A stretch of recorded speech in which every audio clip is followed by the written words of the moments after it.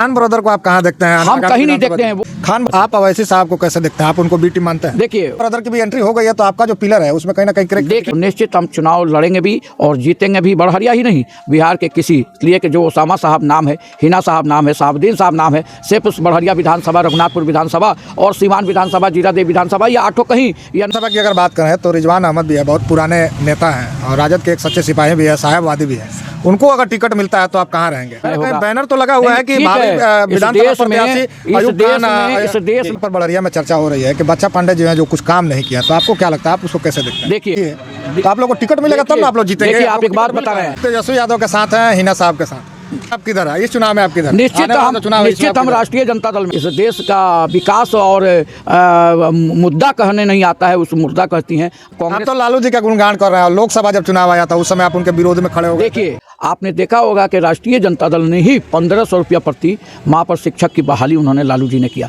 चाहिए कि दिल्ली का जो विजय हुआ है, भारतीय जनता पार्टी की जो सरकार बनी है, इसमें बहुत बड़ी साजिश है। अभी जो आगामी विधानसभा चुनाव होने वाला है तो उसको लेकर के चर्चाएं चल रही है कि जो खेला दिल्ली में हुआ वही खेला जो है बिहार में होने वाला है, तो आप इसको कैसे देखते हैं? देखिए दिल्ली का जो चुनाव हुआ था वो चुनाव आज लमसम केजरीवाल साहब 10 साल से सत्ता में थे और 10 साल से भारतीय जनता पार्टी के लोग, आरएसएस के लोग, बजरंग दल के लोग, ये नफरती ताकत के लोग, उसमें एक साजिश के तहत, एक प्लान के तहत जो भी पुराने वोटर थे उनके नाम को कटवा देने का काम किया है और अपने आरएसएस माइंड के लोगों का, जो भारतीय जनता पार्टी के सहयोगी माइंड के लोगों का नाम ज़्यादा से ज़्यादा तादाद में जोड़ने का काम किया गया। यही कारण है दिल्ली के चुनाव भारतीय जनता पार्टी चुनाव जीती और इसमें केजरीवाल साहब फेल रहे। सीट ऐसा है जिसमें बता रहे हैं कि कांग्रेस की वजह से केजरीवाल जी हार गए। देखिए वो तो चुनाव जो होता है हर राज्य में, वो तो टिकुलर जब लड़ाइयाँ होती हैं तो टिकुलर लड़ाइयों में जब क्या नाम है सेकुलर वोट बढ़ता है तो कहीं ना कहीं नफरती ताकत एकजुट होकर चुनाव विजय प्राप्त करती है। बात सच्चाई है, मगर सच्चाई है कि दिल्ली का जो विजय हुआ है, भारतीय जनता पार्टी की जो सरकार बनी है, इसमें बहुत बड़ी साजिश है और वोटिंग जो हुई है और जिसमें नए नाम जो जुड़े हैं और पुराने नाम जो अल्पसंख्यक समाज के लोग थे, जो दलित समाज के लोग थे, जो बुद्धिजीवी समाज के लोग थे, इनके वोटों जो ये सेकुलर मिजाज को, एक देश को नवनिर्माण, एक नई दिशा के लिए, शिक्षा के लिए, स्वास्थ्य के लिए, रोजगार के लिए, इस देश में एक नई सरकार, एक नई क्रांति के साथ केजरीवाल की मदद करना चाहते थे, उनके नामों को काट के और भारतीय जनता पार्टी अपने मिजाज के लोगों का नाम जोड़ने का काम किया। जी एक और चर्चा हो रही है, वहाँ पे ओखला विधानसभा एक है, वहाँ पे अमानतुल्लाह खान है, वहाँ भी उनकी जीत हुई है, वहाँ पे अवैसी साहब भी एंट्री मारे थे। बताया जा रहा है कि उनको लोग, कुछ लोग कह रहे हैं कि वो भाजपा के बी टीम है, कुछ लोग कांग्रेस को बी टीम बता रहे हैं, तो आखिर बी टीम है कौन? देखिए इस देश में कभी भी कोई भी बी टीम इसलिए हो जाती है कि जब आप क्या नाम है कांग्रेस के कोई उम्मीदवार, केजरीवाल साहब के उम्मीदवार या क्षेत्रीय दल के जो भी अपने को सेकुलर का चोला उड़ा है वो लड़ता है और उसमें क्या नाम है अनेक क्षेत्रीय दल सेकुलरिज्म का चोला ओढ़ के अपने उम्मीदवार को क्या नाम है लड़ाती है, तो वही भारतीय जनता पार्टी की बी टीम हो जाती है। इसलिए कि वो सेकुलर के नाम पे वोट का डिवाइडेशन करती है, वोट का बंटवारा करती है। यही कारण है कि कॉमनल पॉलिटिकल पार्टी चुनाव जीतने का। आप अवैसी साहब को कैसे देखते हैं? आप उनको बी टीम मानते हैं? देखिए अवैसी साहब का अपना एजेंडा है। हम अपने मतदाता, इस देश के मतदाता से अपील करना चाहते हैं कि कोई बी और सी नहीं है। जब चुनाव हार जाते हैं लोग तो 20 टीम बनाते हैं, सी टीम बनाते हैं। इस देश के मतदाता को, अगर इस देश को एक नई दिशा के, गांधी का देश, महात्मा बुद्ध का देश, अंबेडकर का इस देश को बनाना है तो बी टीम और सी टीम और ए टीम छोड़कर जो समाज का निर्माण करना चाहता है, जो समाज को नई दिशा देना चाहता है, जो देश को में रोजगार देना चाहता है, देश को एक अच्छा विकसित देश बनाना चाहता है, देश को पूरे दुनिया का सबसे मजबूत देश बनाना चाहता है, वैसे नेता को आप चुने। बिहार में जो पिछली विधानसभा हुआ था उस समय प्रशांत किशोर जी नहीं थे और अभी प्रशांत किशोर भी आ गए हैं। लगातार आपकी पार्टी राष्ट्रीय जनता दल पर हमलावर है, तो आप इसको कैसे देखते हैं? देखिए आपको बता दें कि पिछली बार राष्ट्रीय जनता दल की सरकार 15 साल थी, तो इस 15 साल में राष्ट्रीय जनता दल की जो नीति थी, राष्ट्रीय जनता दल का सिद्धांत था, राष्ट्रीय जनता दल की जो आइडियोलॉजी थी, राष्ट्रीय जनता दल का जो करने का तरीका था, आपने देखा होगा कि राष्ट्रीय जनता दल ने ही 1500 रुपया प्रति माह पर शिक्षक की बहाली उन्होंने लालू जी ने किया, जिसका नतीजा है कि आज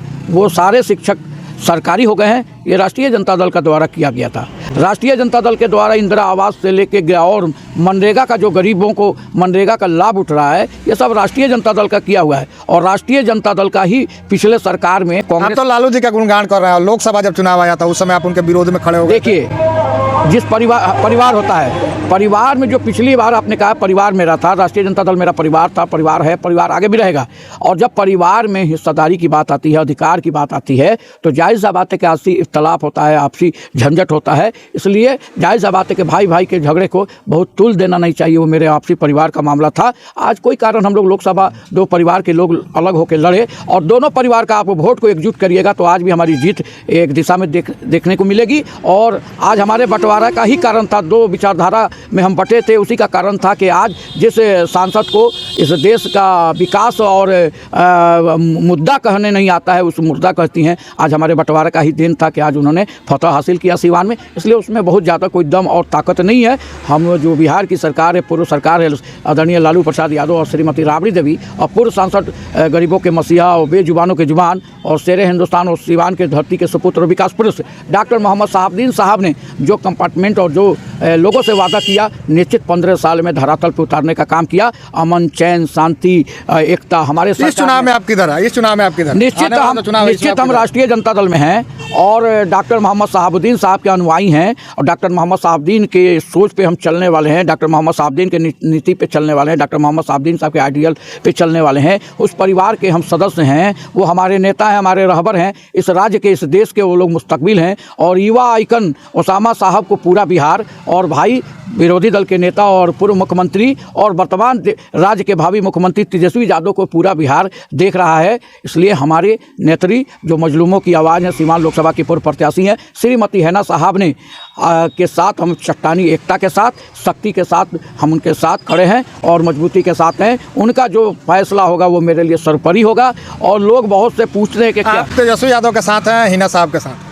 बिल्कुल, हैना साहब, तेजस्वी जी, लालू जी, राबड़ी जी कोई अलग नहीं है, एक परिवार है और एक परिवार के पिलर हैं। और चारों, जब तक चारों घर बनाइएगा, चारों खंभे पर पिलर नहीं होगा तो एक खंभे पे हैना साहब हैं, एक खंभे पे तेजस्वी जी हैं, एक खंभे पे लालू जी हैं, एक खंभे पे आपके क्या नाम है ये श्रीमती राबड़ी जी हैं। ये चारों पिलर मिलके तेजस्वी जी और क्या नाम है ओसामा साहब और हैना साहब इस महल को, बिहार का जो महल है, सपनों का महल, विकास का महल, उन्नति का महल, रोजगार का महल, शिक्षा का महल, स्वास्थ्य का महल, आप जिस पिलर का बात कर रहे हैं उस पिलर में कहीं ना कहीं क्रैक आपको नहीं नजर आ रहा है? क्योंकि एक समय था जब विधानसभा को लेकर के जो चर्चाएं चली तो उसमें खान ब्रदर का नाम नहीं आ रहा था। तो इस साल आपको नहीं लगता है कि खान ब्रदर की भी एंट्री हो गई है तो आपका जो पिलर है उसमें कहीं ना कहीं क्रैक दिख रहा है? लोकतंत्र है, लोकतंत्र में सबको अधिकार है चुनाव लड़ने का, सबको अधिकार है अपने बात को करने का। मुझे लगता है कि जो बिहार में सामाजिक न्याय, धर्मनिरपेक्षता, एकता, अखंडता का जो विचार है लालू जी का, ओसामा जी का, राबड़ी जी का, हैना साहब का, मुझे नहीं लगता है कि इस पिलर को कोई हिला सकता है। अब रही जनता सर्वोपरि है, मालिक है। हम अपनी जनता को अमन और चैन और शांति और विकास की। खान ब्रदर को आप कहाँ देखते हैं? हम कहीं नहीं देखते हैं। वो ना हमारे दल में है ना हमारी कहीं उन पर प्रति सोच है। वो अपने दल में है, वो अपने दल का स्ट्रक्चर, अपने दल की नीति, अपने दल का सिद्धांत लोगों के बीच में कहेंगे। हम जिस दल में, हम जिस नेता के साथ हैं, मजबूती के साथ हैं, चट्टानी एकता के साथ। आपको नहीं लगता है कि अगर वो एनडीए से अगर आते हैं तो सेकुलर वोटों में जो है सेंधमारी कर जाएंगे? देखिए, ये तो उनके दल का मामला है कि वो आते हैं नहीं आते हैं, वो लोजपा में है, ये तो लोजपा का निर्णय होगा। बैनर तो लगा हुआ है कि इस देश में कम से कम 3800 पार्टियां हैं। इस देश में 3800 पार्टियां हैं और 3800 पार्टियों का भी बैनर पोस्टर लगा रहता है। तो कोई जरूरी नहीं है कि सब चुनाव लड़ता हो, चुनाव भी लड़ता है। तो इस देश में जनता मालिक है, जनता के बीच में जो भी आएगा जाएगा, जनता अपना फैसला करेगी। हम अपने दल की बात करते हैं, अपने दल के नेता की बात करते हैं, अपने दल के नेता के सिद्धांत की बात करते हैं, अपने दल के नेता की आइडियोलॉजी की बात करते हैं, अपने दल के नेता के विकास की बात करते हैं। हम अपने दल के नेता के साथ मजबूती के साथ हैं। हमारे दल के नेता यदि अगर हमें कहीं से भी अपना उम्मीदवार बनाते हैं तो निश्चित हम चुनाव भी लड़ेंगे और जीतने का भी काम करेंगे। आप लोगों को तो टिकट ही नहीं दिया जाता है। यहाँ पे तो बड़रिया विधानसभा की बात करें तो बच्चा पांडे को टिकट मिला, वो तो अच्छा विकास किए। तो आप लोग को टिकट मिलेगा तब ना आप लोग जीतेंगे। देखिए, आप एक बात बता रहे हैं जी, एक एमएलए हो जाना, एक एमपी हो जाना बहुत बड़ी बात नहीं है। हम लोग, लगता है कि एमपी और एमएलए से भी बड़ा हमें सम्मान मिलता है। हम पूरे दुनिया में, पूरे देश में, पूरे राज्य में कहीं पर भी जाते हैं और हमें ये लोग जानते हैं कि ये देखो भाई कोई आ रहा है, शहाबुद्दीन वादी है। साहेबवादी ओसामावादी हैनावादी है, तो जो मुझे सम्मान मिलता है, जो मुझे इज्जत मिलती है, शायद मुझे नहीं लगता है कि मैं विधायक बनकर और MP बनकर उतना मुझे सम्मान मिलेगा। यदि अगर MLA का टिकट ओसामा साहब और हैना साहब मुझको देते हैं तो निश्चित हम चुनाव लड़ेंगे भी और जीतेंगे भी। बड़हरिया ही नहीं, बिहार के किसी लिए कि जो ओसामा साहब नाम है, हिना साहब नाम है, साहबुद्दीन साहब नाम है, सिर्फ बड़हरिया विधानसभा, रघुनाथपुर विधानसभा और सीवान विधानसभा, जीरादेव विधानसभा, या 8 कहीं या नहीं, पूरे बिहार में उनका नाम है। जहाँ से भी वो अगर हमको यदि लड़ाना चाहते हैं तो लड़ेंगे भी और जीतेंगे। और बड़हरिया का मसला है तो बड़हरिया में वो हमारे लिए कोई अछूत नहीं है। जिसको वो अपना उम्मीदवार बनाते हैं तन मन धन से ईमानदारी पूर्वक उनके हम साथ रहेंगे और उसे जिता कर भेजने का काम करेंगे कि आने वाले समय में भाई तेजस्वी जी का हाथ मजबूत हो और बिहार का जो अधूरा सपना है, बिहार का जो अधूरा विकास है, बिहार में जो महिलाओं के साथ अत्याचार होते हैं, जो बिहार में का नाम है हिंदू और मुसलमान की नफरतें ताकतों का इजाफा हुआ है, जो बिहार में का नाम है सांप्रदायिक ताकतों का फान मार रहा है, उसे समाप्त करके बिहार में हर बड़हरिया विधानसभा की अगर बात करें तो रिजवान अहमद भी है, बहुत पुराने नेता हैं और राजद के एक सच्चे सिपाही भी है, साहेबवादी भी है। उनको अगर टिकट मिलता है तो आप कहाँ रहेंगे? क्या हमने कहा ना कि वो हमारे बड़े भाई हैं, सम्मानित, तो वो हमारे बड़े भाई हैं, बड़े भाई है रिजवान साहब। हमने कहा ना कि हम लोग साहबुद्दीनवादी हैं, हम लोग को किसी से परहेज नहीं है। जिसको राष्ट्रीय जनता दल टिकट हैना साहब टिकट देते हैं, ओसामा साहब टिकट देते हैं, चाहे वो रिजवान भाई ही क्यों ना हो या कोई भी हो यहाँ का, हम लोग उसके साथ ईमानदारी के साथ रहेंगे और उसको जिताने का काम करेंगे। जी, एक और यहाँ पर बड़हरिया में चर्चा हो रही है कि बच्चा पांडे जो है जो कुछ काम नहीं किया, तो आपको क्या लगता है, आप उसको कैसे देखते हैं? देखिए, क्या लगता है कि इस बार टिकट का बदलाव इस बार होगा या बच्चा पांडे को ही मिलेगा? टिकट कटना और टिकट जुटने का शीर्ष नेतृत्व फैसला करता है। जी, हम लोग तो वर्कर हैं, हम लोग तो काम करने वाले लोग हैं। जो हमारा नेता का निर्णय होगा मेरे लिए सर्वोपरि होगा। रही बात माननीय सम्मानित हमारे जो विधायक हैं उनके काम करने का और नहीं काम करने का, तो जनता भोली भाली जनता है, सब देखती है। यदि ईमानदारी से उन्होंने काम किया होगा तो जनता उसका भी रिटर्निंग देगी। अगर काम नहीं किया होगा तो जनता भी बड़ी खूबसूरती से, बड़ी मजबूती के साथ उसका भी जवाब देगी और अपना वो जवाब देगी। और उस जवाब, जनता के जवाब का जो मजबूती से जो ताकत होती है उसको कोई नहीं काट सकता। एक और जो है बात चल रही है रिजवान अहमद को लेकर के कि बहुत दिनों से जो है राजनीति में जुड़े हैं, बहुत बार लोगों के बीच जाते हैं, लोगों से बातचीत भी करते हैं, तो क्या जो काम वो किए हैं उस काम के आधार पर जनता कहाँ रहेगी? क्या उनके साथ? देखिए, अफसोस इस बात का होता है, रिजवान भाई ने इस देश में, इस राज्य में रिजवान भाई जैसा, मेरे जैसा अनेक लोग पार्टी के लिए, नेता के लिए काम करता है। अफसोस इस बात की होती है कि जब चुनाव 5 साल तक नेता जो है, जो कमज़ोर परिवार से आता है या का नाम है समाज के प्रति दिन रात अपने परिवार को त्याग करके वो काम करता है, और जब चुनाव का समय आता है तो जनता जो है पूंजीपति नेताओं के को पसंद पहला बना लेती है, और क्या नाम है या पार्टी लेवल पे कोई आता है तो उसको बना लेती है। इस तरह का भी इस राज्य में, इस देश की जनता को नहीं करना चाहिए। जो आपके बीच का उम्मीदवार हो, जो आपके दुख में, सुख में, शादी में, ब्याह में, अच्छे में, बुरे में एकदम होल टाइमर बन के रहता है, वैसे को मौका देना चाहिए। वो उम्मीदवार जब जीत के जाएगा तो आपके दुख के, आपके पीड़ा को समझता है, आपके बीच रहा है, खेत खलिहान को समझता है, परेशानी को समझता है, आपके अधूरे विकास को देखता है, इसलिए वैसा विधायक जब के जीत के जाएगा तो आपके क्षेत्र का भी चौमुखी। एक और चर्चा चल रही है, मणिपुर में राष्ट्रपति शासन वहाँ पर लग गया है, वहाँ के मुख्यमंत्री ने इस्तीफा दे दिया था, उसको आप कैसे देखते हैं? देखिए, मणिपुर में जो है, इस देश में तो भारतीय जनता पार्टी की जो सरकार चल रही है देश में, चाहे जहाँ जहाँ उनकी सरकार बन रही है, अब तो इस देश में कानून नाम की कोई चीज़ नहीं है।